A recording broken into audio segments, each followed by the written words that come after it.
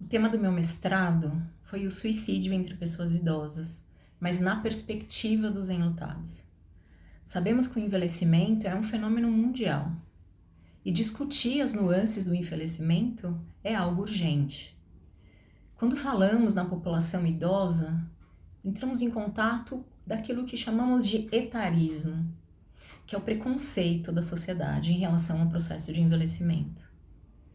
O idoso é estranho, a pessoa velha não tem perspectivas, novas perspectivas, não tem o que contribuir para a sociedade.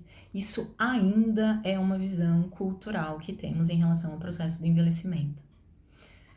Quando eu venho trabalhando com pessoas que têm pensamentos, planejamentos ou tiveram uma tentativa de suicídio, eu começo a perceber que há uma peculiaridade na morte por suicídio ou nesse sofrimento que culmina o suicídio de uma maneira muito diferente. Quando falamos de adolescentes, pessoas jovens, adulto e pessoas idosas. Quando falamos do suicídio, pensamos num processo de sofrimento que é vivido em diversas esferas: emocional, social, cultural, biológica e também muitas vezes espiritual.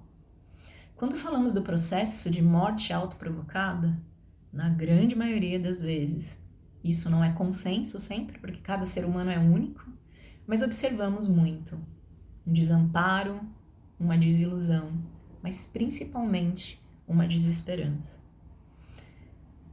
Cada pessoa tem o seu universo, mas quando estudamos, pesquisamos, conseguimos perceber fatores de risco e fatores de proteção, sendo diferentes nessas faixas etárias. E foi essa a minha proposta do mestrado, criando uma entrevista semi-dirigida, pensando na história de vida e nos fatores que podem ter desencadeado a morte por suicídio. E aí, ao longo de outros vídeos, vou tentar compartilhar um pouco essas minhas experiências. É claro que a minha pesquisa, ela teve o viés do olhar dos enlutados.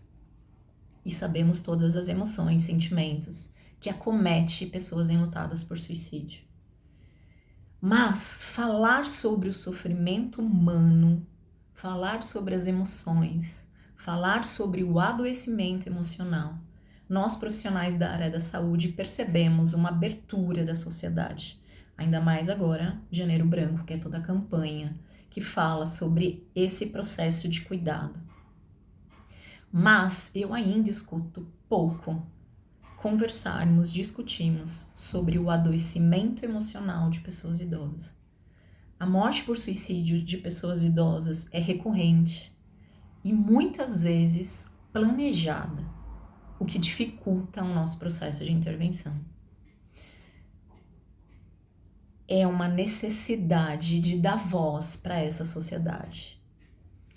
São pessoas que muitas vezes sofrem em silêncio, ou pessoas que sofrem e que muitas vezes não são nem acolhidas por nós profissionais da área da saúde. Então, nos próximos vídeos, vou tentar falar um pouco da urgência e de como podemos perceber alguma comunicação das pessoas idosas em relação ao seu sofrimento.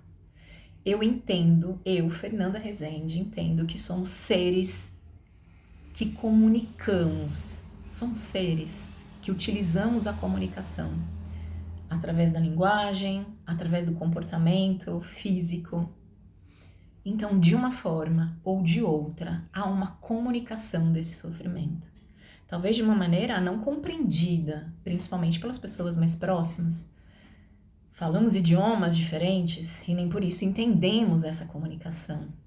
Mas há algo a ser feito pensando na prevenção, não só do ato de morte, que para mim é o ápice de um sofrimento, mas pensar no acolhimento, em políticas públicas, em conseguir diagnosticar nós profissionais da área da saúde, quando esses idosos estão em vulnerabilidade física, emocional, social e financeira.